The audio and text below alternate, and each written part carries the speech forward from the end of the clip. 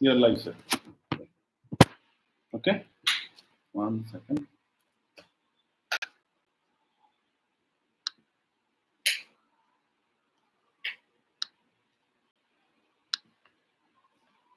Madam, mic ఎలా వచ్చేయండి. Unmute it.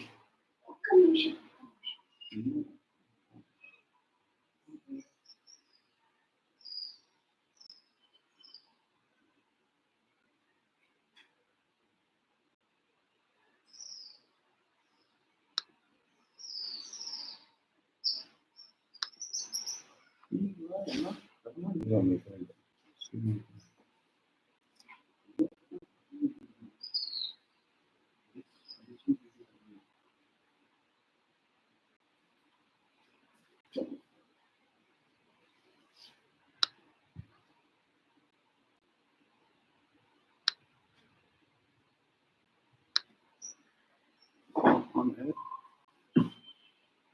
Go ahead, sir. Good evening to all of you. Today's class, as already advertised and circulated, is Introduction to Civil Procedure Code. And yesterday's spilled over topic will be dealt with immediately after this introduction is over. 30 days. CPC is for that. CPC is for a 30 days period. Kindly don't ask questions in the middle. In the end of the session, when we have the interaction, kindly ask it so that it doesn't disturb others. Thank you.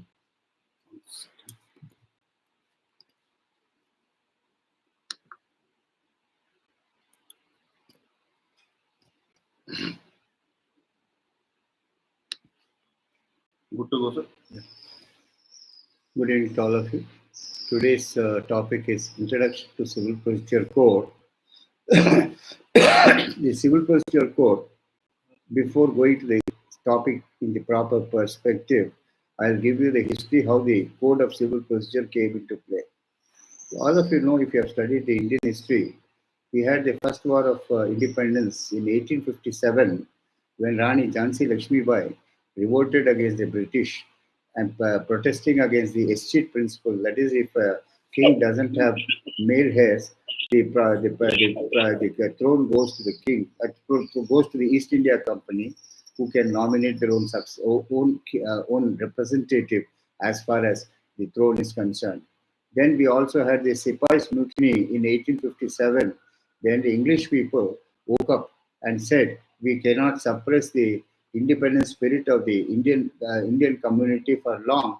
And first they started with the criminal reforms.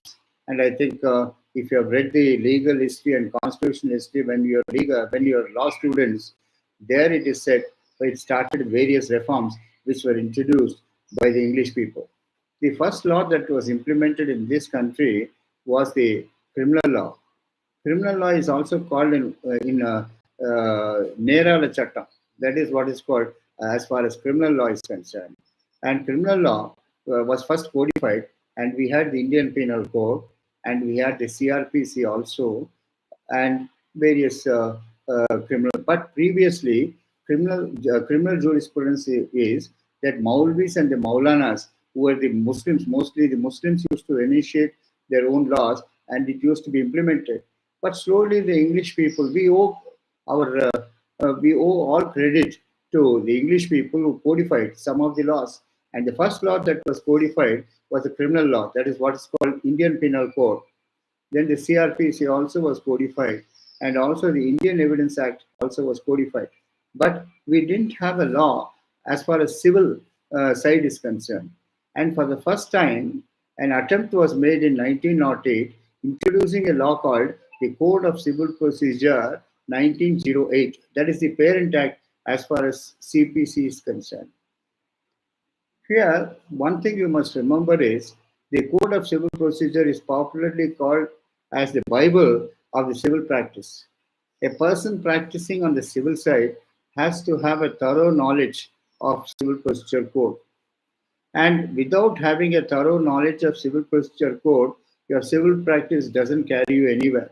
So it is popularly called as the Bible of civil practice. So Code of Civil Procedure 1908. This particular enactment was passed by the English people when they were ruling this particular country. But slowly it was found after we attained independence in 1947 that the English laws doesn't suit our Indian conditions, because here we say India is a country with unity in diversity. We have got so many religions, we have got so many castes, we have got so many denominations, we have got so many usages, we have got so many customs. The Indian government found it difficult to implement the law as it was laid down in 1908. First attempt was made to amend the Civil Procedure Code in 1976. It is called as the Act 46 of 1976, whereby certain new provisions were introduced in the Civil Procedure Code and giving a go by to the that is the original Parent Act. Then next one was in 1999. They tried to amend the Civil Procedure Code, and which most of you advocates know. It led to a nationwide protest by advocates and people in the legal fraternity. Why? Because certain draconian provisions were introduced in 1999, which the advocates revolted. And 1999 Act became a stillborn child, and it was never implemented.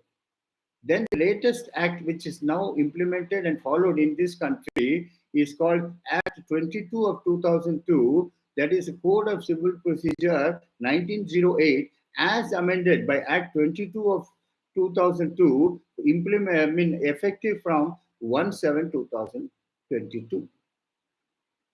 I'm sorry, it's not 22. I'm sorry, it's 2002. So the question is, this is the hierarchy, or this is how the Code of Civil Procedure Code is amended from time to time. But still we call it as Code of Civil Procedure 1908 as amended in 1922. 2002. I'm sorry, 2002. So this is how the Code of Civil Procedure is based. Then now we have two things here in the introduction part of it. Most of us forget to read the definitions part of it. You know, when a child is introduced into the Aksharabhyasam, as I call it, and inculcated into learning, first it is asked to spell the alphabets in English, or alphabets, not English is too far. Telugu, Amma, first A, so on and so forth. Then the child slowly learns the language. In the same way, as far as a people belonging to the legal fraternity is concerned, definitions play a very important part in every enactment. Here, different words, different terminologies are defined in the Civil Procedure Code, more particularly called the interpretation clause, as in Section 2 or Section 3. Then you ask me a question, sir. What does Section 1 say? This act may be called the Code of Civil Procedure, which is applicable to the entire country except the Jammu and Kashmir. That's what is the preamble. But now, after Article 370 has been deleted by the Union government, I think it was last year, it even applies to Jammu and Kashmir. And now far-reaching amendments have been brought, sir. Earlier, a person cannot purchase a property in Jammu and Kashmir who is not a domicile of Kashmir. But now even you and me can go and purchase property in Jammu and Kashmir. There is no impediment, there is no embargo that you can't purchase. Then civil law is divided to two parts. One is called the substantive law and another is called the procedural law. Here, what is meant by substantial law? What is meant by procedural law? The Civil Procedure Code consists of 154 sections. That is a substantive law, and Order 1 to Order 54 is the procedural law. And all the courts on the civil side are bound to follow the procedure laid down in the Civil Procedure Code. They cannot bypass the Civil Procedure Code. They have to definitely interpret and follow Civil Procedure Code in all aspects. Sir, what is the distinction between sections and orders? This is a question which is most often asked by students, especially when they are at the portals of the law college. The difference between sections and orders is, section prescribes a substantive law and says that this is a section which governs a particular thing. and the way it is going to be implemented, the way it is going to be followed, what the civil code rule looks into for implementing that particular section is called the order. Then you may ask me one question, sir. Are not sections and orders connected with each other? Well, it is absolutely true. There cannot be an order without a section. And sometimes you don't find an order, you find a section. It is absolutely absent as far as the orders are concerned. Then we fall back on the sections. So, substantive law lays down the law. It says these are the sections, this is the broad framework of this particular enactment. Orders is one which prescribes the procedure which is to be followed by advocates as well as the court. It is a Bible which guides the hierarchy as far as the civil jurisdiction is concerned. All judges are bound, whether it's a lower court judge or a high court judge or a Supreme Court judge. So, in other words, like Bible, which is important for Christians, Gita, which is important for Hindus, and Parsi, so on and so forth, or the holy book as far as the Guru Sikhs are concerned. In the same way, for a civil practitioner, civil procedure code is our important provision, which we have to keep it in mind. Then a question arises, sir: how can I attain, or how can I get mastery over the subject? Please remember, it is not a magic wand. It's not Alauddin ka Chirag. You have to read, and read. Then question is how to read a particular section is important. When you read a section, there are two ways of reading a section. One is called a subjective system of reading a section. Another is called an objective system of reading a section. What do you mean by subjective and objective? Subjective means right from the first word to the last word, blah blah blah. It is a section. You read the section just like that. Please remember, it is something in Telugu they say, Antam kadidi arambam. You do not know where you have started, you do not know where you have ended. But to understand it better, you follow the American system called the objective way of reading a section. That means you balkanize a section, make it into bits and pieces, and then note the meaning of every word that is used in the section. Then, like an orthopedic surgeon, join the meanings and then understand the section in the proper way. This is called objective way of learning or understanding a particular section. Still more perfect is in every order or every section you've got illustrations. Go through the illustrations first. What does the illustration speak of? Then once you understand the illustration or example that is given into every provision, you can understand the theory in a better way. So what I'm trying to tell you is try to read an order or a section in an objective way rather than a subjective way.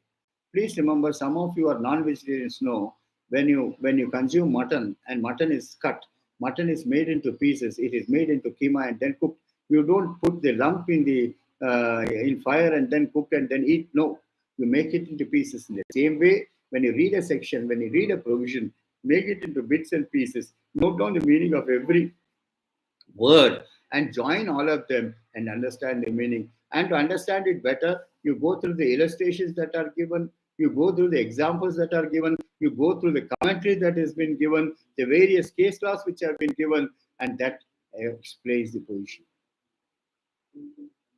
Bro, I just switch over to Telugu, please. ఈ civil procedure code అనేది ముందు అది we didn't have a civil procedure మన దగ్గర ముందు of course I cannot translate what civil means but civil procedure code was not existing in this మన దేశంలో civil procedure code లేదు. ముందు ఇక్కడ మన కంట్రీలో డెవలప్ అయింది నేరాల చట్టమే డెవలప్ అయింది. దానికి ఇండియన్ పీనల్ కోడ్ నేరాల చట్టం అంటారు. అది పద్ధతి ఎలాగ ఇంప్లిమెంట్ అవుతుంది అనేది సిఆర్పిసి.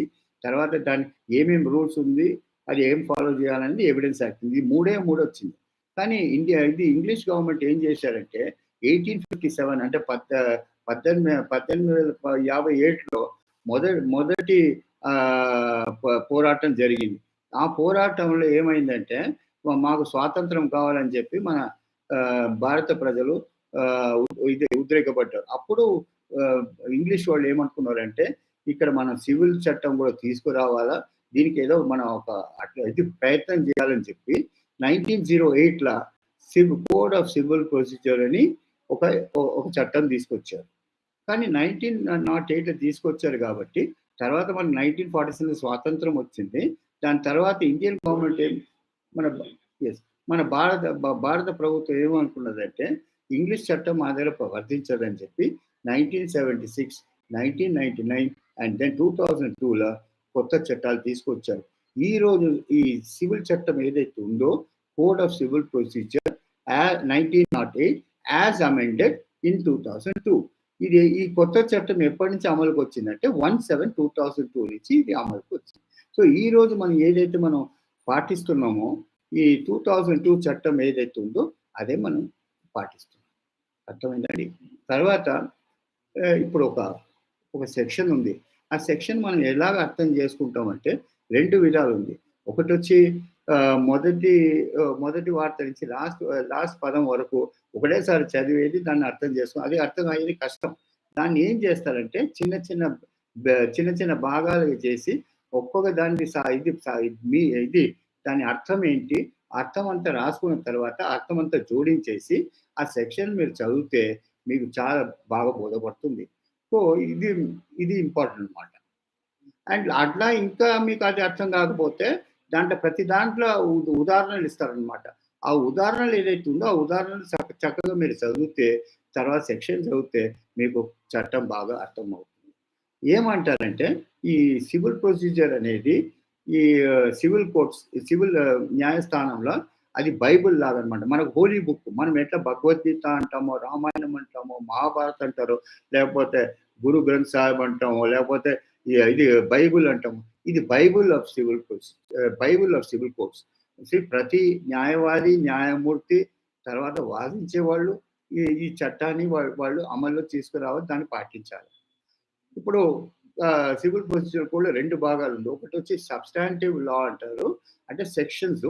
ఆ సెక్షన్స్ ఏమంటే చట్టం ఏంటి అని ఒక సెక్షన్ చెప్తుంది అనమాట. ఆ పద్ధతి ఎట్లా, అది కోర్టులో ఎట్లా అమలు అవుతుంది, అది ఆర్డర్స్ అంటారు అనమాట.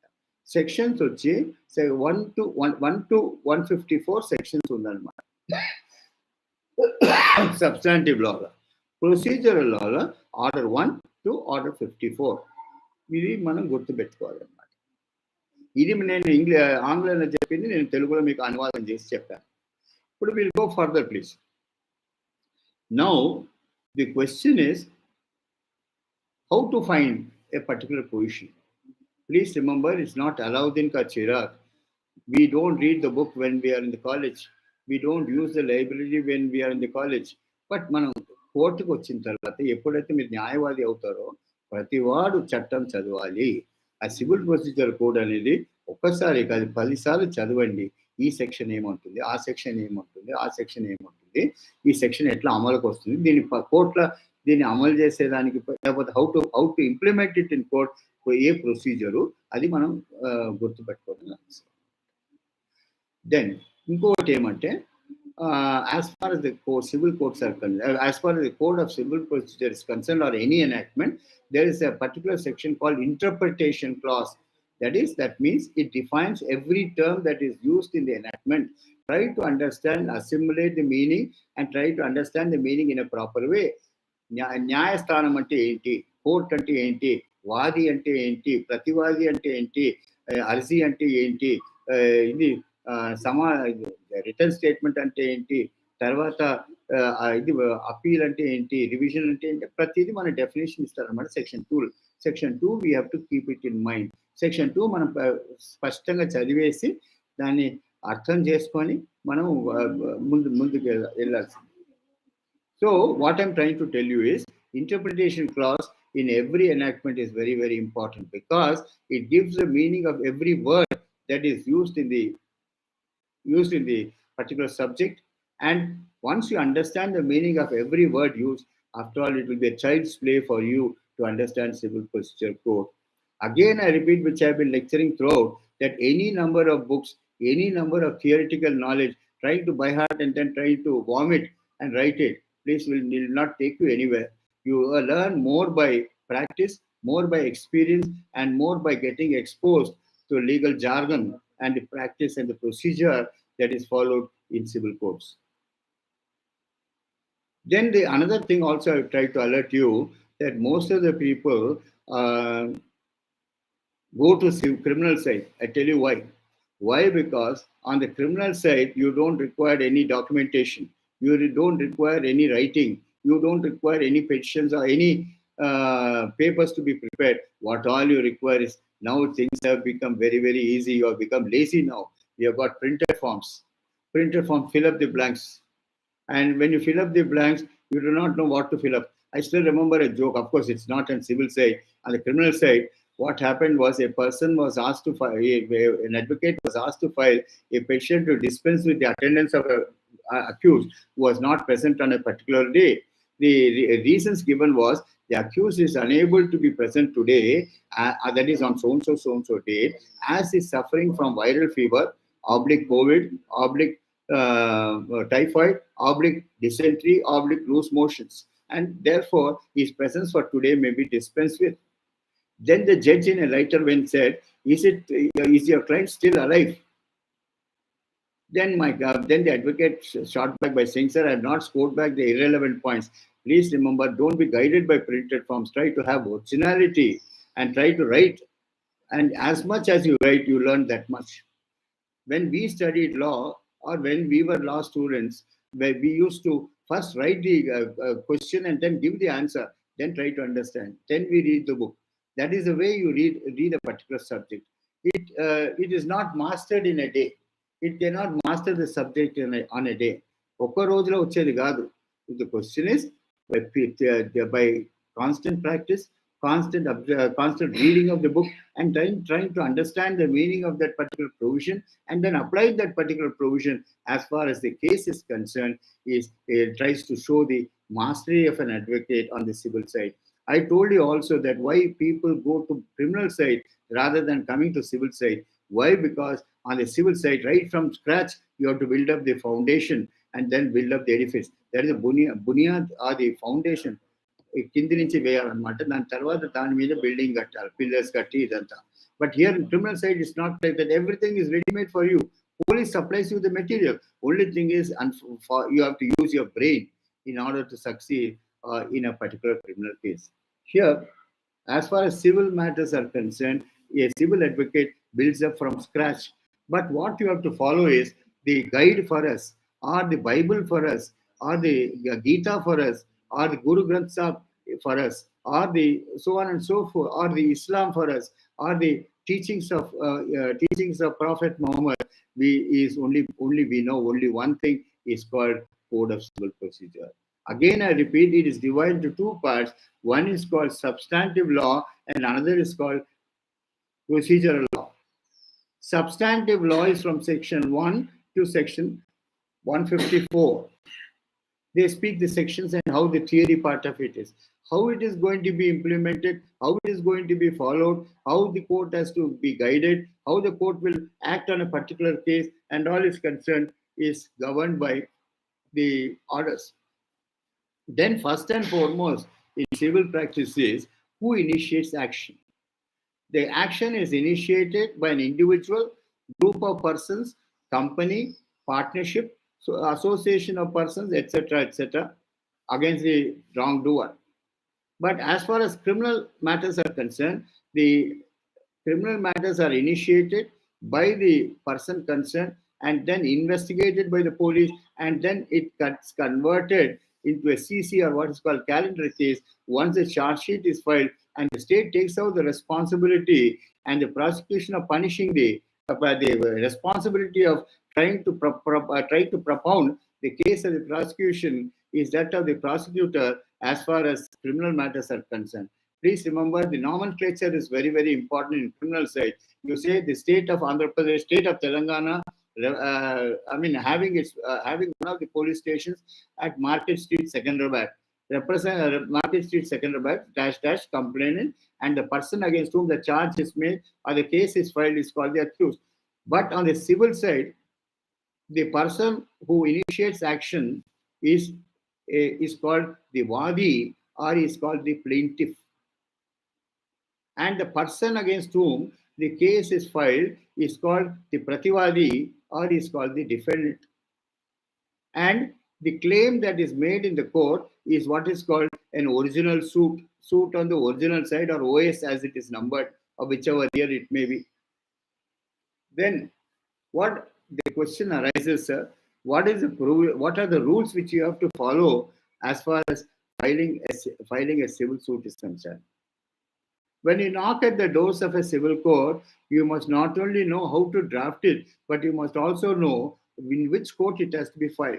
That is the reason in civil procedure court, the courts are divided into two branches. One is called the higher judiciary and another is called the subordinate judiciary. As far as the state is concerned, the highest court in a state is called the High Court. And as far as the subordinate courts are concerned, it's a three-tier compartment presided over by a district judge or chief judge in metro cities. They're called chief judge or additional chief judges. And then below them, you've got the middle berth, that is the sub judges, or now today they are called senior civil judges. And the last, as far as the hierarchy of judges in the subordinate court, is the junior civil judges. Previously, they were called munsifs, or they were also called assistant judges in the metros, and they were called as the first-class magistrate come civil judge in Mofussil area. So to understand that, sir, you must also know the question is how to draft a plaint. You need not look either to. You can see Order 6. It gives you the rules of pleadings, how a pleading should look. What is the procedure you have to follow when you draft a plaint? Or అర్జీ రాసేటప్పుడు ఏమేమి మనం పద్ధతులు మనం ఇది follow చేయాలని చెప్పి order 6లో ఉంటుంది. So order 6 speaks about the various rules of pleadings. Then how a plaint has to be drafted. What are the contents of a plaint? It is Order 7. Various provisions are there in Order 7 rules. And your order is one, and the subdivisions are rules. Then the other side, and then what happens is once the plaint is filed, the summons are issued to the opposite side. The other side is called upon to be present in the court on a particular day at a particular time, either by himself or through his pleader or to an authorized agent. Then once the advocate appears, he files a power called Wakalat Nama.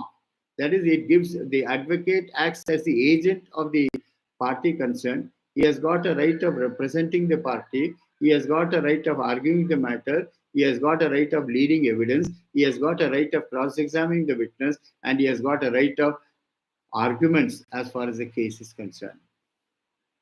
Then Order 3, Order 4 speaks about what is called appearance of the parties. Then Order 5 is the summons which are issued. That is summons before appearance, summons are issued. There are different types of summons, sir. One is through court. That is the bailiff. Every court has got a office called the Nazaret. Through the Nazaret, through the court officer called the process server, the summons are served on the opposite side, and then the other side appears. Then after that, once the party appears, he engages an advocate or represents himself. Then he appears under Order 3, Order 4. Then after that, next stage is reached when he has to file the written statement or the reply to the claim made by the plaintiff. That is contained in Order 8.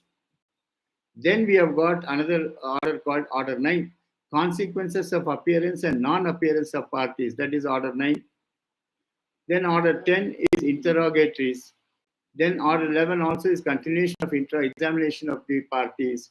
Then Order 12, Order 13 and all is so on. Then Order 14 is what is called issues, points of variance between the parties looking at the pleadings. That is Order 14. Then we go to Order 16, summons to witnesses, whom all you want to examine, you can ask the court to issue summons to them. Then you got Order 17, which most of the advocates specialize. That's what is called adjournments. So first, when you have to be a successful advocate, you must know how to take an adjournment. That is, even before the other side, I learned it from my senior. He said, sir, even before the other side asks for an adjournment, you say that you are ready. Naturally, the other side goes on the defensive and says, sir, I'm not ready today. Automatically, the man is adjourned. but the court sometimes insists on a petition being filed that is filed under Order 17.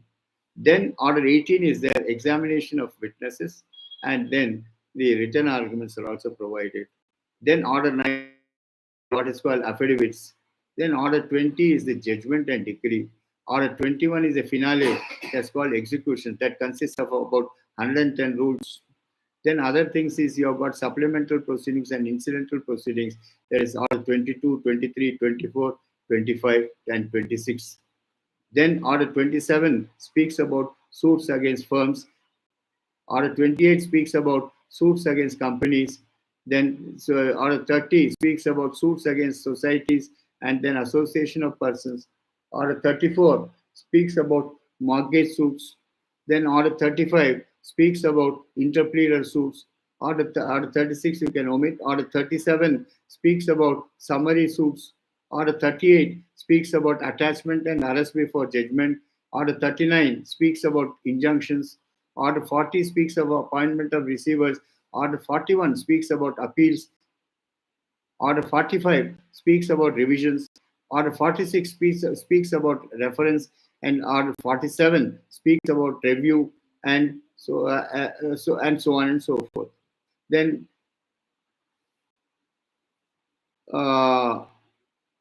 we'll go order by order, section by section later. Only because since this is an introductory class, I will give you the scope of the orders.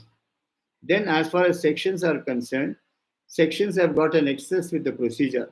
But sometimes what is found in the sections you may not have in the orders. So if you don't have in the order straight away, you must come to sections and find out whether you can get any sections. If you don't get any sections, you have got the Zinda Talisman as far as civil matters are concerned, that is section 151, inherent powers of the court. Here, some of the orders which you don't find is section 144, that is called restitution of property.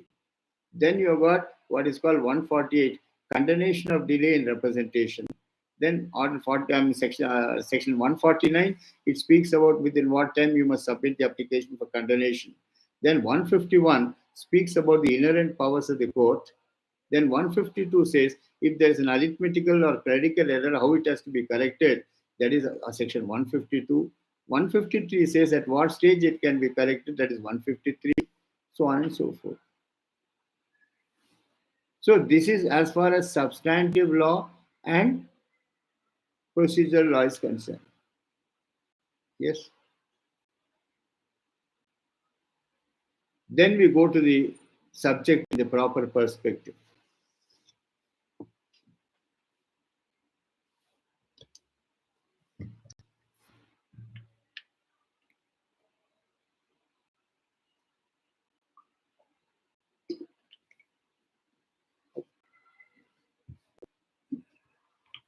We go to the orders first before going to sections. First order is Order 1. Order 1 speaks about frame of suit. How a suit has to be framed, how a suit has to be prepared, what is the procedure that we have to follow in preparing a plaint or preparing a suit in a civil side. First and foremost is you must know who is the party who has got a grievance.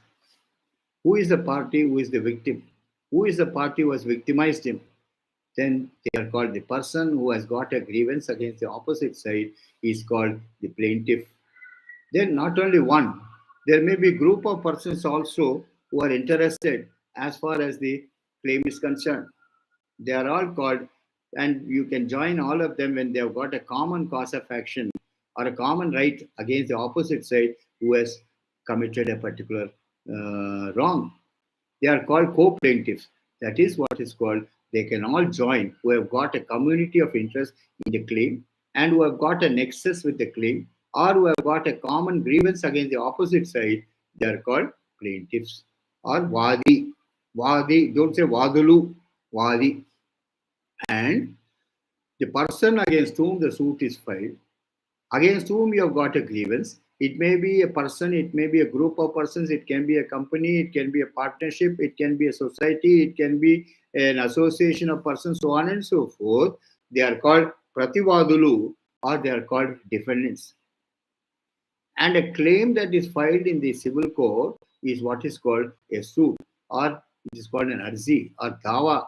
Of course, you don't have a corresponding word in Telugu, but it still is called a dawa, which is filed in a civil court. I told you also before preparing the plea, you must know the. Of course, I'll come to jurisdiction later. Then you must what next you must concentrate on saying under what provision you are filing the plaint. Normally, plaints are always filed under Civil Procedure Code under Order 7, Rule 1 and 2, read with Section 26 of the Civil Procedure Code. This is the first title you have to give, because you must clearly mention under what provision of law you have filed the plaint. Then you have got various enactments, sir. You have got Contracts Act, you have got the Specific Relief Act, you have got the Transfer of Property Act, you have got the Companies Act, so on and so forth. Then under what provision of that particular law, you have under what provision, you have what enactment you have filed the case. Then next title which you will give is, what is the suit for? Suit for recovery of money, or suit for eviction, possession and mean profits. Or next one is suit for cancellation of an instrument. Then you say suit for declaration. So on and so forth. You give the title under which enactment you filed. That is the next title you mention. Then the next, that is all parties who are interested in a claim, all parties who have got a community of interest, or who have got a nexus with a complaint or grievance that has been urged, that has been raised, can be joined as plaintiffs. And the person or persons are the association of persons against whom you have got a claim or a grievance, they can be joined as the opposite party, and the opposite party is normally known as defendants, and in Telugu they call them as prativadulu. And the claim which you make in a civil court is called a suit. And that is why it is numbered as a suit on the original side. We call it, that is the significance of the word OS. OS means suit on the original side. Previously, when we were in the presidency, it used to be numbered as CS. CS means civil suit. But now in Telangana and Andhra, you don't have the word CS. We call them as OS. OS means suit on the original side, of whichever year it may be. Then we come to the first paragraph. That is who can be joined. That is the first one. Then second one is, first and foremost is, cause of action is very important. What do you mean by cause of action? And what is your grievance? మీరు other side ఏం చేశారు అది క్లియర్గా mention చేయాలి. ఏ రోజు జరిగింది, ఏ సమయంలో జరిగింది, that is called cause of bundle of facts and law put together in a compact paragraph on a particular day which has occurred or subsequent dates which has occurred. So it is said bundle of facts and documents, and bundle of facts and documents which gives rise to an action in a court of law is called cause of action. Why I am trying to repeat this again and again is, in most of the junior civil judges exam and as well as district judges exam, this question is asked very often. What do you mean by cause of action? Cause of action is a simple an action which gives, a cause which gives rise to an action in a court of law based on facts and based on documents and based on dates when the infringement has occurred is what is called cause of action. This is important, sir, because when we go to specific relief act, I'll tell you, when you file a suit for enforcement of a contract or enforcement of an agreement, you say on what date the agreement is made, within what period the agreement has to be complied. Then subsequent to the agreement, is there any subsequent supplementary agreement? According to the supplementary agreement, within what period the contract has to be performed. So you say the original contract has been replaced or substituted by a new contract or the novatio contract. So all these things you have to clear, and then you have also given a legal notice to the opposite side to comply with the grievances which you have made out. These things are called cause of action. Am I making myself clear to you, please? That is, cause of action means bundle of facts and bundle of documents when put together gives rise to an action in a court of law, and they are the causes which has compelled you to come to the court. That is called cause of action. So cause of action plays a very important part in a civil litigation. Without a cause of action, you cannot maintain a civil suit. Please don't expect the defendant to be a dummy. Defendant also is as clever as you. Try to take those precautions possible. Don't try to omit anything as far as the cause of action paragraph is concerned. Question arises, sir, how many pages plaint I should write? As a senior advocate, I could tell you the number of pages you write, you get that heavy fee also. Because the client is under the impression that your advocate has gone through the case carefully. But sometimes writing a short plaint with full particulars carries you a long distance. Sometimes writing a lengthy plaint, somewhere or the other you make a slip. So be very, very careful as far as that is concerned. Then the next aspect which is important is joinder of parties. I've already dealt with. All parties who are interested in the claim, who have got a common grievance against the opposite side, or who have got a common right, can always join as plaintiffs. And the person against whom, or the persons against whom the grievance is urged, is called the defendant or the defendants. Vadi Prativadi. And a claim that is made in the court is called a dawa, or it's called a suit. Suit on the original side. Normally, civil suits are suits on the original side. They are numbered as OS of whichever year it may be. Then next one is, you clearly mention under what provision of law you have filed the suit. You file it under section 26, read with order 20, order 7, rule 1 and 2, CPC. Then you say under what enactment you have filed it, under what section of that particular enactment you are filing it, and what is the nature of that declaration, cancellation, rectification, specific performance, or injunction, so on and so forth. That has to be clearly mentioned. Then first thing you meant, that is what is called joinder of parties. Then next we go to joinder of causes of action. What do you mean by joinder of causes of action? That means when you have got a common action, a common cause, and you have got various actions against the opposite side, you must join all of them at one time. I'll give you an example, sir. Suppose there is a relationship of creditor and debtor between the parties. The creditor who has lent the money is the same. The debtor who has received the money is also the same. Then in that case, you have got 5 promissory notes executed by the debtor in your favor on different dates, of course. The law says you cannot file one suit for every promissory note, etc. All the 5, they say the maximum which you can combine is 5 promissory notes. You can join them together and then file a single suit and then pay the necessary court fee or whatever it is. So it is said joinder of causes of action. I give you another example, sir. Suppose, let us say you ask for declaration. You say that I want to be declared as the owner of a particular property. You don't find it in civil procedure code. You must also ask for possession. What is the provision under which I must ask for possession? You must ask it under 34 proviso of the specific relief act. So only declaration of title is not sufficient. You must also ask for possession. Then second thing is, if you file an eviction suit, you also ask for arrears of rent. Arrears of rent from what period to what period the rents are due. That has to be clearly mentioned. That has to be separately mentioned. And the court fee on that particular relief has to be separately paid. You cannot file a suit for eviction, then again file another suit for arrears of rent, so on and so forth. Then third one is mean profits, they call it.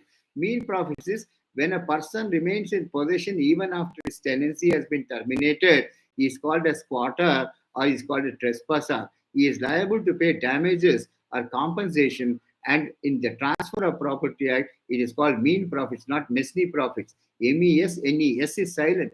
Mean profit is the amount that is paid to you as compensation for wrongful use and occupation.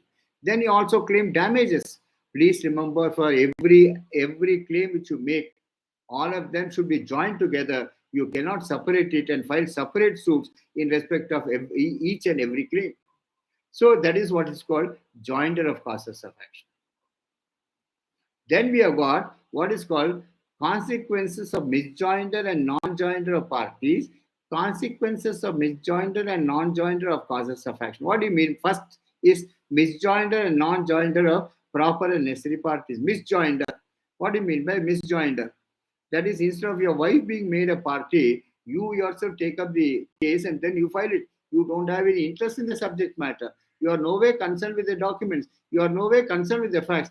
But still, let us say you file a suit. That is called a case of misjoinder of parties. Suppose, let us say, you are filing it against the defendant. You must get the defendant properly represented. But you file it against a person who has no interest in the subject matter, who is not the wrongdoer or who is not the violator, then it's a case of misjoinder of parties. Then non-joinder, what do you mean by non-joinder? Non-joinder of parties mean who are all proper and necessary parties who ought to have been made as parties to the suit or claim are not impleaded as parties. It's a case of non-joinder of parties. It applies to the defendant also. Then misjoinder of causes of action. What do you mean by misjoinder of causes of action? Misjoinder of causes of action mean where you have got different reliefs for that particular action, particular cause, but you've joined them in this case, which has no relevance at all. It's called a case of misjoinder of causes of action, cause of action. The non-joinder of causes of action, I've already explained to you. Suppose you file a suit for eviction, you must also ask for possession. You must also ask for arrears of rent. You must also ask for damages. You must also ask for compensation. For all these things, you must file a single suit. Different suits cannot be maintained. All those things will have to be joined in one thing. It's called non-joinder of, it's called joinder of causes of action. And suppose you don't join them in that suit, you cannot maintain separate suits. That is called that is the consequences of misjoinder and non-joinder. Then we come across alternative and inconsistent pleadings. What do you mean by alternative and inconsistent pleadings? Most of you have been students of law, know that there is an enactment called the Specific Relief Act, which says from section 10 to 24 speaks about specific performance. Section 22 speaks about alternate and inconsistent pleadings. Suppose, let us say, it is not necessary that whenever you file a suit for enforcement of a contract, yes, court has to automatically grant you the decree for specific performance. Court in the alternative, suppose the contract cannot be performed for any reason, court can grant what is called refund of the money what you have paid with interest. So, according to the judgment rendered by Justice Narasimha Reddy over 3 years back, he says under section 22, it is mandatory that you must ask for alternative prayer. That is, you must ask for refund of money. Court will not grant the money unless you ask it. Then you have got, most important is Order 1, Rule 8, which speaks about representative suits. What do you mean by representative suits? That is, when there are 50 persons in a particular society, it is not necessary that all the 50 persons should come to the court. They can authorize or empower any 2 persons to represent them in the court, and then they will represent the claim or represent the grievance of the other persons in court. But whenever a compromise is entered into, the question is all the persons will have to be present. And one more important thing is the permission of the court has to be taken while instituting a representative suit under Order 1, Rule 8. And once permission is granted, you can represent the body of persons who have got common grievance against the opposite side. That is Order 1, Rule 8. Then we come to the most important rule, that is Order 1, Rule 10. That is called impleadment of parties. Order 1, Rule 10 comprises of 2 wings. One is Order 1, Rule 10.1, Order 1, Rule 10.2. Suppose, let us say, you are a proper and necessary party to the suit, and ultimately, if the judgment is going to be passed in the particular case, your rights are going to be affected. You need not wait for the other side to implead you or join you as a plaintiff or join you as a defendant.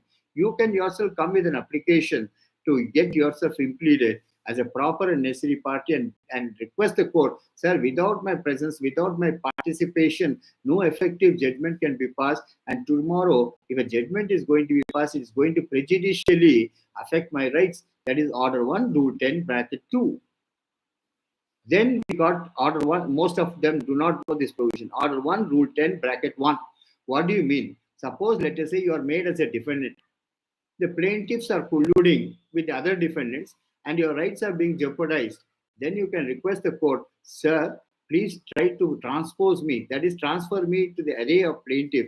I want to become a plaintiff there because I want to take interest in my own case, and I want to put forth my own case before the court because I have no confidence in the plaintiffs who have instituted the suit because they are colluding with the defendants. Then in that case, the court in proper circumstances transposes you, that is, transfers you to the position of a co-plaintiff and removes you from the array of defendants. Here is a case wherein this is transposing takes place when you represent to the court that the other plaintiffs are not taking interest and your interest is getting jeopardized and they are colluding with the defendant. Then at any time under Order 1, Rule 10.1, you can satisfy the court and get yourself transposed as a co-plaintiff to the suit. That is, even if the other plaintiff does not take interest, you can take interest in the case and defend your case or prosecute your case. That is Order 1, Rule 10.1. Please underline this and mention it clearly, please, because Order 1, Rule 10.1, 90% of the advocates do not know this particular provision. That is where you can get yourself transposed as a plaintiff, or when you can get yourself transposed as a defendant. That is Order 1, Rule 10, bracket 1.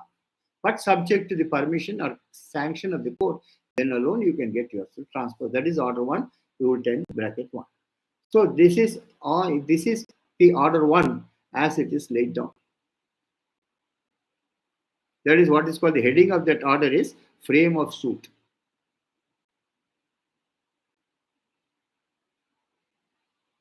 Yes. Next we go to Order 2. Order 2 speaks about joinder of causes of action and consequences of non-joinder, consequence of misjoinder and non-joinder of causes of action. Again, I'm repeating, cause of action means bundle of facts, bundle of documents, or the reasons which gives rise to an action in a court of law, or the causes which gives rise to an action in a court of law is what is called cause of action. Again, I'm repeating, bundle of facts and documents put together on a particular day at a particular time, put together, and also the notices and the legal correspondence which has taken place between you and the opposite side is called cause of action. And what do you mean by joinder of causes of action? Again, I'm repeating it. Suppose you file a suit for eviction. Then when you file a suit for eviction, when arrears are due, you must also ask for arrears. And when you want damages also should be asked. You shall not ask in different suits. You cannot file one suit one day, file another suit next day, file another suit the third day. You shall not split up the claim. You must join all of them and file a single suit. That is what is called joinder of causes of action. The non-joinder of causes of action, what do you mean? Non-joinder of causes of action is, suppose you file a suit for eviction, but you don't ask for possession. Suppose you file a suit for eviction, you don't ask for arrears of rent. You file a suit for eviction, you don't ask for damages. It's a case of what is called non-joinder of causes of action. Then you have got Order 2, Rule 2, which is also a very important provision, which speaks about splitting of claims. Splitting of claims is all causes which gives rise to an action in a court of law at the same time has to be brought together. You cannot split it up, file one suit after another each day.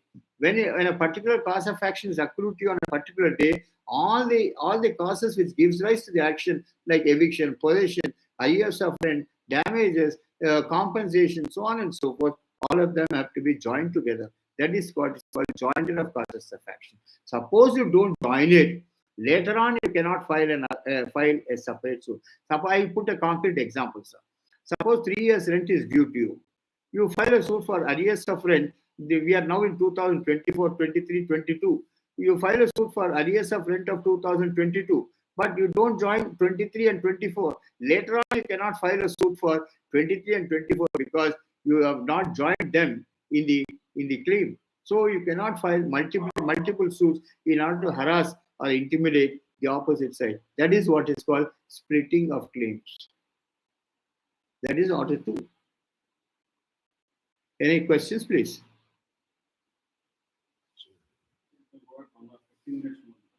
Right. Forward trailer. We'll have a break for 5 minutes. No, no, no. Sir. What for 15 minutes? What for 15 minutes, and then you have an interaction. Right. Then continuing, next stage is reached in a civil suit called Order 5. Order 5 speaks about summons to the defendant. Earlier, by the 1908 code, what were the modes of service of summons? One is summons through court, summons through registered post, summons through personal service. These were the only three modes that were available to you. But normally, you see, the proceedings are delayed in a civil court because of non-service of summons, isn't it? So for that, in 2002, they provided an alternate remedies. There they say you can send the summons through email, you can send the summons through WhatsApp, you can send the summons through EMS, you can send the summons through speed post, you can send the summons even by what is called a courier. These are the alternate modes of service which is now provided by the amendment in 2002, which provides for speedier mode of service. I will tell you the advantage of sending summons by courier. Most of Ashavadalantar, most of the people we invest in various organizations, and every time at the end of the year we expect some dividends, and normally it comes to you by courier. And when you send it by courier, the opposite side feels, I'm going to get my dividend check, and he immediately receives it. Then once he opens it, he'll find the love letter inside. There is a summons from the court, and he has to necessarily attend on that particular day. And now it is also said even speed post, registered post, as well as courier can be tracked. You can get the tracking report whether it has been served or not.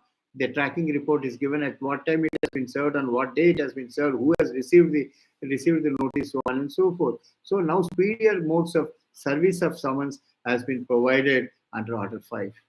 So now you can send the summons through court, through registered post, personally, through EMS, through WhatsApp, through email, and through courier, and by speed post. That is now been provided in Order 5 under the amended Civil Procedure Code of 2002. Next we go to then how the summons are served. The procedure, how the summons are served is you have to provide the notice forms in duplicate or in triplicate rather, because normally first time when the summons are sent, it is sent by court through court as well as by registered post. And once it is sent by court, the process server along with the process form goes to the person concerned at the particular address and then serves it on him, and then prepares what is called the process server's report. And if the person is not found, he affixes the summons on the door or at some conspicuous place in the village which is seen by everyone. Then the question arises, sir, whether the summons affixed on the door is proper service or not proper service. By summons by affixture, various courts have held that summons by affixture is not proper service. But suppose the party refuses to receive the summons, what is the procedure that has to be followed by the process server? The process server has to mention an endorsement of refusal and take the signature of two witnesses and prepare a panchanama by saying that the person concerned has refused to receive the summons in their presence, and the process server tried to serve the summons, but he refused. Then suppose, let us say, the summons are not served. Now what is the next step? Normally the court tries to see that you send it as many times as possible. Normally court doesn't allow publication immediately. 3 times or 4 times you have to send it to the party. And the 4th time when the court is satisfied, the party is deliberately evading our receipt of summons, then you resort to a procedure called Order 5 Rule 20 CPC. That is called substituted service of summons. What do you mean by substituted service of summons? That is, the summons are served by publication in a newspaper which is widely circulated. But if you see Order 5 Rule 20, it has to be published in a newspaper which is widely circulated and also circulated at the place where the defendant resides. But normally we find it is more in breeze than in following. Why? Because you try to take publication in pledge, try to take publication in Janata paper, or which is used by the Mirchi Bandi people. No one reads that paper. It has to be given in a national newspaper. That is why Order 5 Rule 20 says summons has to be served at the place. I mean, summons has to be served has to be sent by publication in a newspaper which is widely circulated, preferably in English or in the vernacular, which is understood by the person to whom it is intended. And once even there are rulings to say even substituted service, even service by publication is also not proper service. But the best service I could say is that the court says is through court. Once it's received and the acknowledgement is received, then it's proper service. These are the various modes, and now high courts are refusing to accept WhatsApp services. WhatsApp is not recognized by the High Court today, except intimating the other side the date of hearing, but the summons cannot be sent by WhatsApp. But some courts are accepting it. Here in Telangana, our High Court is not accepting WhatsApp messages. This is up to Order 5. So, because you got the maxim said, Adi Artem Partem, no man should be condemned unheard. He must be heard properly. He must be given an opportunity of explaining his defense. He must be given an opportunity of hiding his documents. He must be given an opportunity of presenting himself before the court. And no reading should take place without his participation. That is the reason this particular chapter of summons is enacted in Civil Procedure Code. That is what Order 5 says. And most of the delays which occur in courts is because of non-service of summons under Order 5. But now, after the amendment has taken place, it has become easier to serve summons because alternate modes of service is provided. Then, what are the papers which have to accompany the summons papers? The copy of the plaint, copy of the material papers that are filed by the party has to accompany the summons which is taken by the process server. But I don't know, here in our courts also, what the process server does is everyone carries only a small black bag. In that, only summons are kept. As far as the plain copies are concerned and the material documents are concerned, they throw it in the dustbin. Please remember, if you are appearing for an institution where there are 15 or 20 defendants, you have a tough job to do. Why? Because normally the defendant appears and says, sir, I have not received the copy of the plaint, I have not received the copy of the material papers. Then you have to get it xeroxed. And please remember, institutions also pay you only for two times. Third time they say you have to spend from your own pocket. Please remember, this is the mischief which is played by the Nasara department and mostly by the process server. And most of the process servers who prepare the process report sit in the court and then write the write the report. They don't write the report at the spot. This is as far as Order 5 is concerned. But the rule says that along with the summons, copies of the plaint or copies of incriminating documents has to be accompanied along with the summons. What the process server has to do is he must serve the original summons and then keep the duplicate with him. And the duplicate, he must say he has served it on the opposite side and take the signature of the person on whom it is served.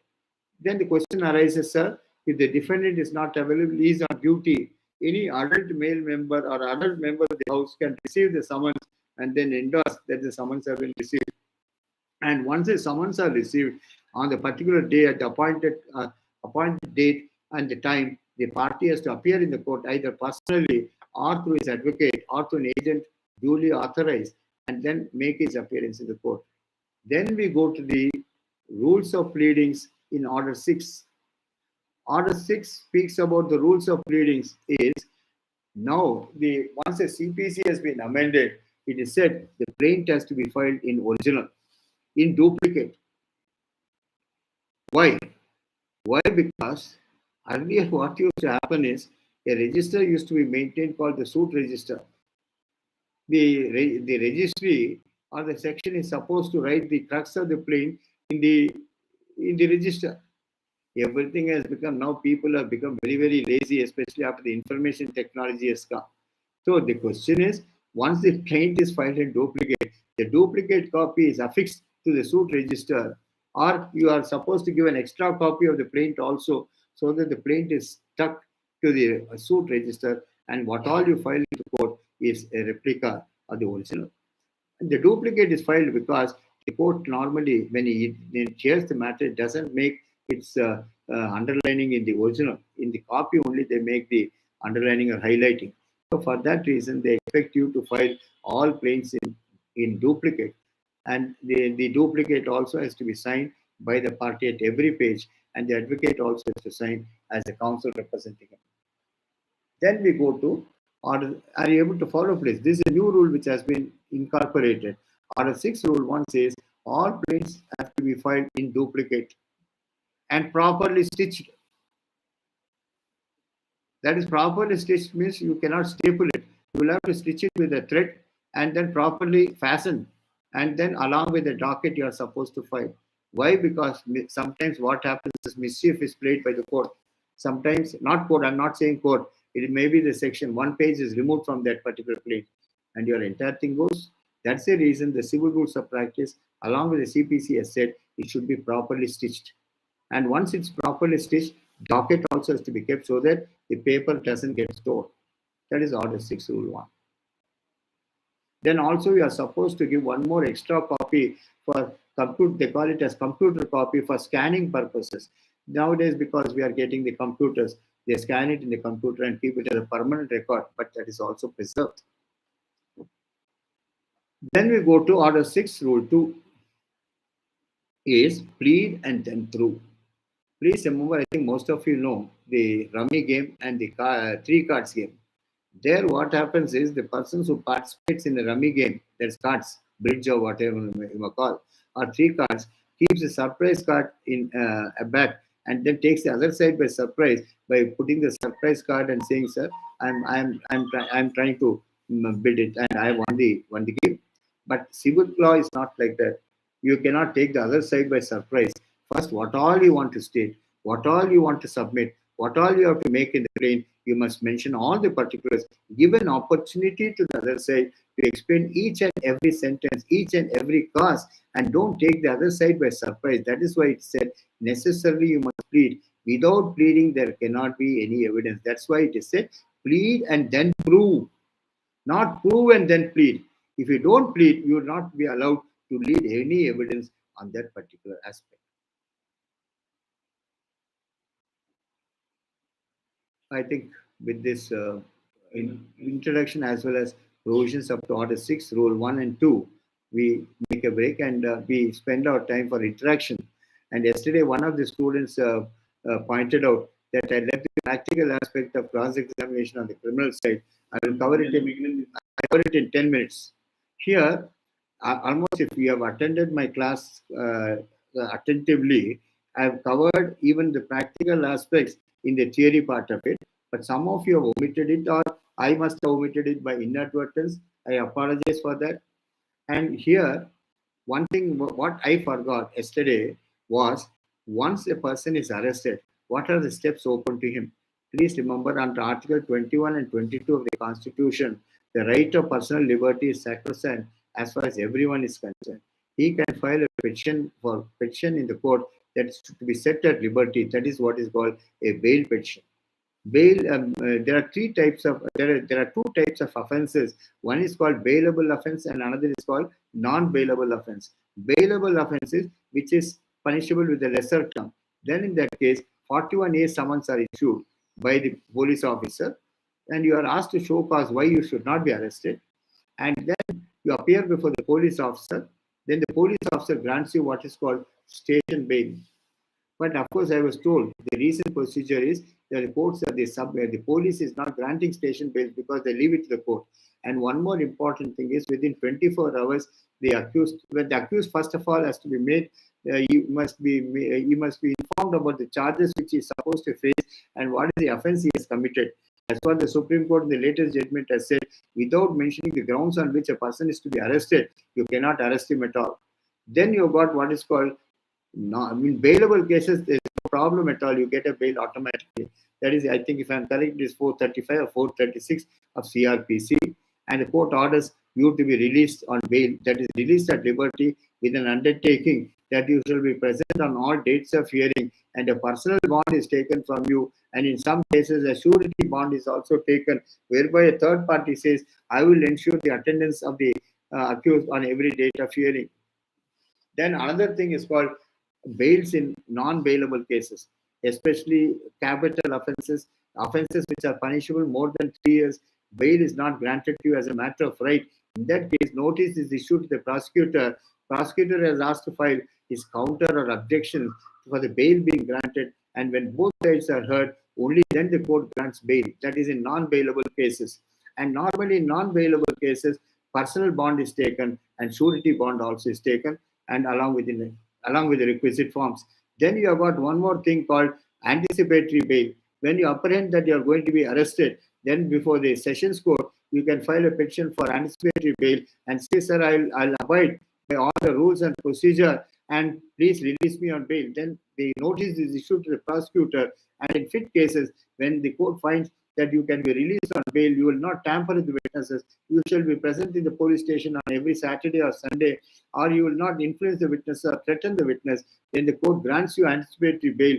Then you appear before the lower court, file bail bonds, and then surrender before the lower court, and the court sets you at liberty. But one difficulty is there has been an amendment which is said if the accused absconds or then he is not found, then in that case the police have to apprehend him and bring him to the court. Suppose even then he is not found, notice is issued to the surety to produce the accused. If the surety doesn't produce the accused, then in that case the surety can be sentenced by the court for up to 6 months, and also the bail amount or the surety amount which he has given will be forfeited by the court. So these are the three provisions which I missed yesterday. And of course, there are three types of cases also which are referred in the theory part of it itself. There is summons, warrants, and sessions cases. But the procedure in cross-examination is you must go through the complaint, you must go through the FIR, you must go through the incriminating 161 and 162 statements and 164 statements and the documents that are filed by the prosecution, and you must also test the eyesight of the witness who says that I am the eyewitness. If you say that he has seen it, then you ask him a question, sir, whether you are short-sighted or long-sighted, whether you can see it from this distance or not, or whether you are physically present at the time when this incident has happened. And then you also say what are his duty hours, where does he work, and when does he come back, and what is the type of injuries suffered by the person, and what is the friendship or enmity with that particular accused, why you are trying to frame the accused, so on and so forth. Please remember, there cannot be any hard and fast rules what I should ask and what I should not ask. And especially in forensic cases, when murder takes place by different modes, then in that case you must read the forensic science book and try to find out the differences. Please remember, I cannot give you examples how you should do the cross-examination. Cross-examination is not learned by seeing books, but facts and circumstances of each case has to be remembered. And one more thing is, you succeed in a criminal case by noting down the inconsistencies and contradictions. And when contradictions are there, you get it marked. And when the witness turns hostile, you don't try to cross-examine it. Don't address yourself to the audience. You'll be only depriving your client of the case. So these are all the basic things we must do. I think most of you have not fought that, but I think I remember that person's name, Satyanarayan, I think. He said, sir, you not dealt with the practical aspect. Please remember, practical aspect depends on facts and circumstances of each case. Try to read the complaint, try to read the FIR, try to read this 161, 162, 164 statements and the documents filed by the prosecution and the crux of the evidence that is given in the court, and accordingly you prepare the cross-examination. I cannot give you stock answers and say this is how you have to do the cross-examination. But please remember, the Lakshmana Rekha you shall not cross. Don't try to prove what the prosecution has not proved. These are the things which you must remember as far as criminal matters are concerned. We wind up with that, please. Any questions? Yes, interaction time starts.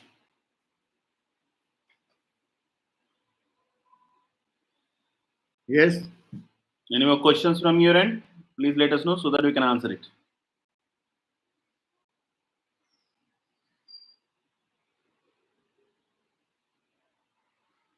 Yes, Sureka Garu, please let us know. What's your question, Sureka Garu?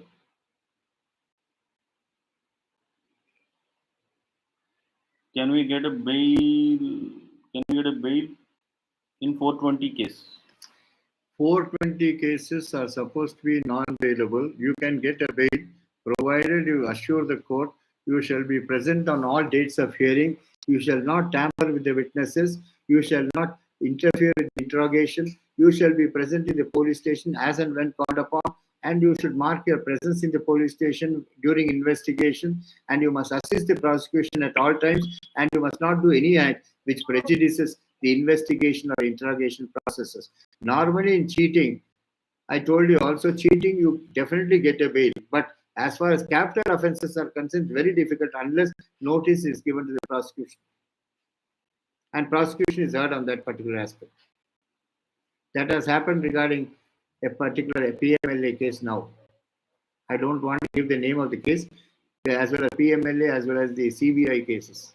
The concerned PMLA court is refusing bail to a particular person because of the strict provisions of PMLA Act, that is Section 50 of the PMLA Act. Any more questions? Sir, Order 1, Rule 10, Bracket 1. Be applicable in divorce cases? SK is answering. Questioning it. As far as divorce cases are concerned, it is a case between a husband and wife. Wife cannot become the husband and husband cannot become a wife. So question of transposing does not come as far as family court cases or matrimonial cases are concerned. It doesn't apply to family court cases. Any Yes. more questions?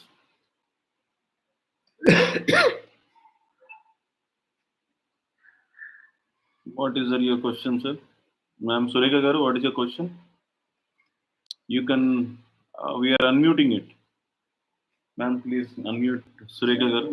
You are unmuted. Jurisdiction cases, file and civil suit. See, I have Sripada. I have not come to that jurisdiction. I have not come to jurisprudence. I mean, jurisdiction as it. There is a big section. There is section 15 to 22. I'll come later once I finish Order 7.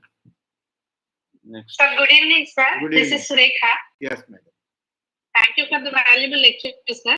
Thank you. Maybe my question is relevant to this present class, Yes. but I just wanted to know, sir, can we file a consumer case, before the consumer court against, regarding the pension matters?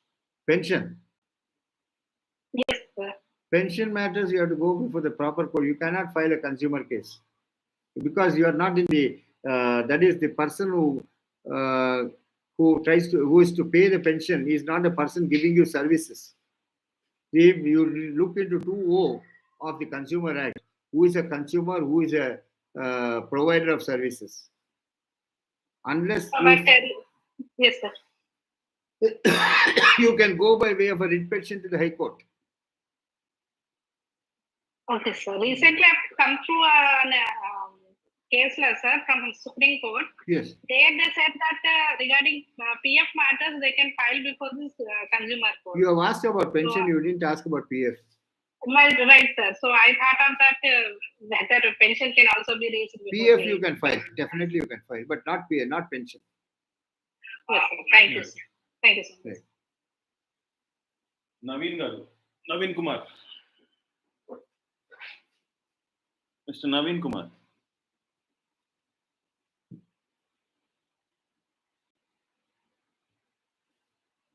Mr. Naveen Kumar, Peace Party. Naveen Kumar గారు ఎక్కడున్నారు? Right.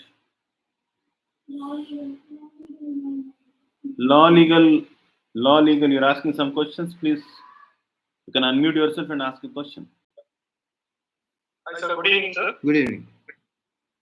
Sir, I have already posted the question, sir. I wanted to know about the ouster in the joint property title, sir.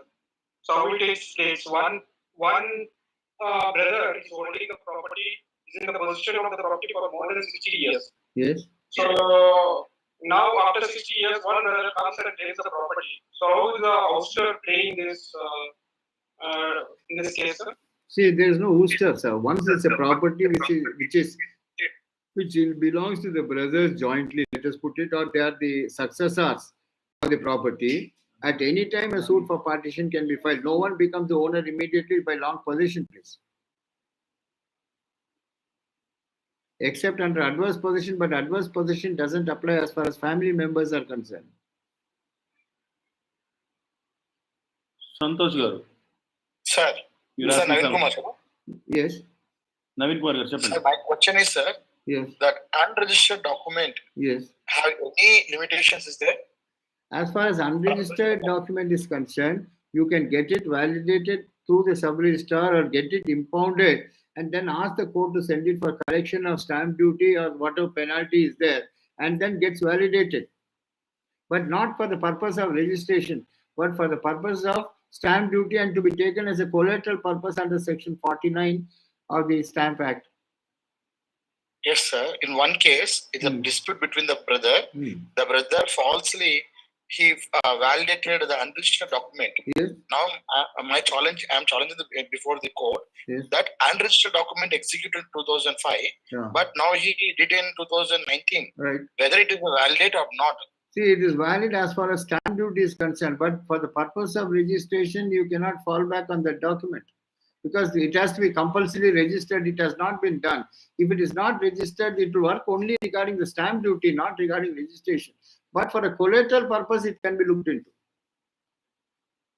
Okay. Yeah. So now you are saying that it is a valid, sir? It is valid. It is definitely valid for a collateral purpose, not for the primary purpose. Collateral purpose. Yeah. Okay. Okay. Thank you, sir. Santosh garu, you're asking some Sir, questions. good evening. Good evening. Who is this? Sir, good evening. Sir, order 1, rule 10.1, 10.2. What is the slight variation? Order 1, I'll come to order 1, rule 10.2 first before coming to order 1, rule 10.1. 10.2 is when you are a proper and necessary party to a particular suit, you have not been impleaded as a party, and without you being present and participating, effective judgment cannot be passed.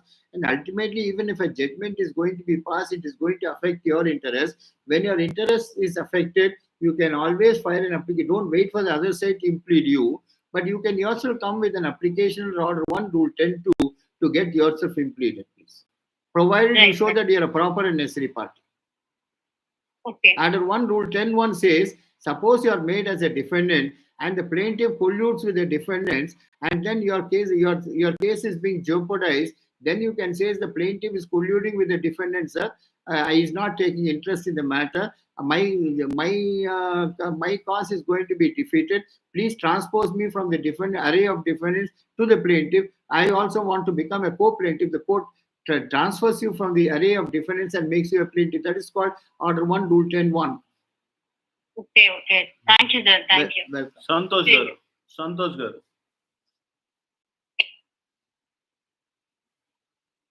Santosh garu, are you there?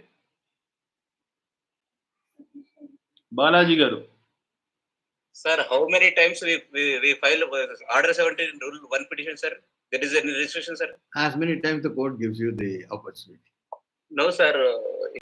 In civil court, one advocate restricted, we can file only 3 times. They cited one judgment, sir. Maybe, sir, but still it depends on the discretion of the court, sir. They cited one citation, sir. Maybe, sir, court can grant 3 times, but still the court grants, sir. Nowadays, courts are more flexible because they want to avoid the work as far as possible. Satish garu.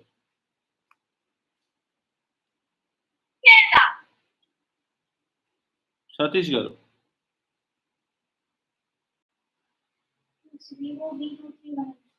Sir, Vivo, sir. Vivo. Sir, Good evening, sir. Good evening. Good evening, sir. Good evening.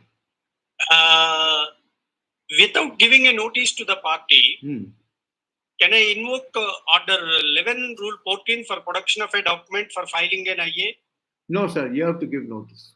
Because order 11, rule 14 says notice has to be given to the pleader to direct his client to produce the document. If he doesn't produce the document, then we go to order 12, file a petition before the court. Sir, I've given notice for production of documents. They have not done it. Please direct the other side to produce those documents. First, you have to give notice to the advocate concerned to direct his client to produce the documents. Sir, now the IA is pending. Yes.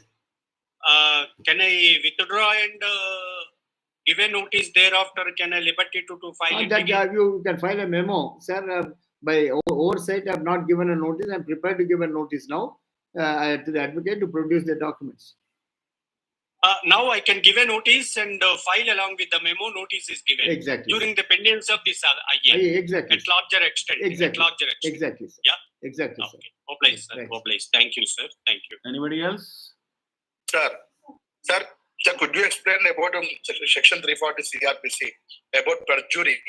Sir, 340 perjury, this was asked in the, here perjury is concerned, civil court has no power to punish a person for giving false evidence.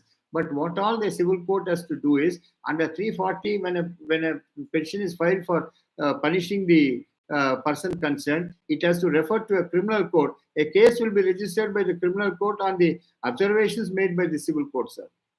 So the civil court cannot punish a person under 340. Sir, now I am asking about DVC and MC is the quasi-criminal, quasi-civil. Yes. So what about in those cases? Pardon? In DVC, MC, Yeah. this both is quasi-civil and quasi-criminal, sir. Right. So what about in this case? What is the question asked? About perjury, About whether it is related to the DVC and MC, it is the civil and half is criminal. Sir, The following. as far as DVC and MC is concerned, sir, perjury may not apply. May not apply, sir? May not apply because the courts are not that strong enough to punish a person under 340. They just throw it aside. Okay. Right? Okay. Mr. Vasant Rao. Yes, sir. Sir. Yes. Very glad to hear your meeting, sir. I am very enlightened with your meeting and with your lectures. Thank you. And I am very eager to participate in every day, Your Honor. Thank you. Sir. Even I have one question, Your Honor. There is a suit Please filed don't for use the partition. word Your Honor. I am only an advocate, sir. Sir. Yeah. Sir.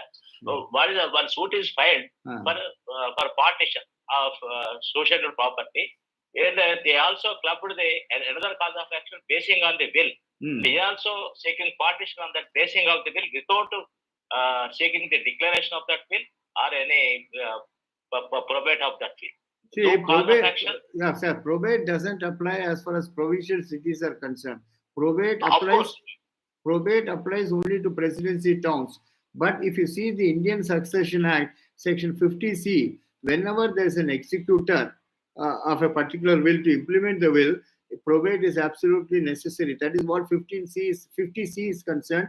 And you can always file a claim for granting probate before the district court because a bench judgment of Ghulam Ahmad and Apparao reported somewhere in 2020 or 21 where it says only district court can also entertain an application for probate, though it's absolutely not necessary. But if an executor is there, district court is competent to grant probate, please.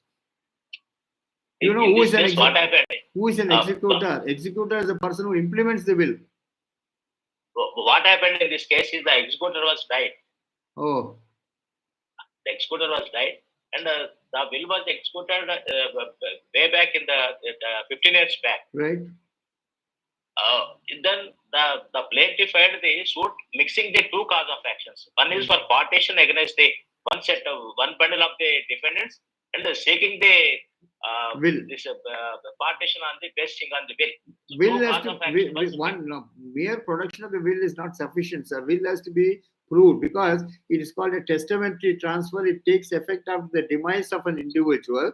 It has to be proved and established through examination of attesting witnesses. That is correct. But what do I use it? Whether it is suit is maintainable. Yes, he is claiming it alternatively, sir. If I don't succeed on partition. Alternative. There is two separate defendants. Right. Two separate defendants. One is for against the co-persons. One is suit is partition. Right. And one set of defendants is against the beneficiaries of the will. Right. Right. See, you can do. The social properties are different.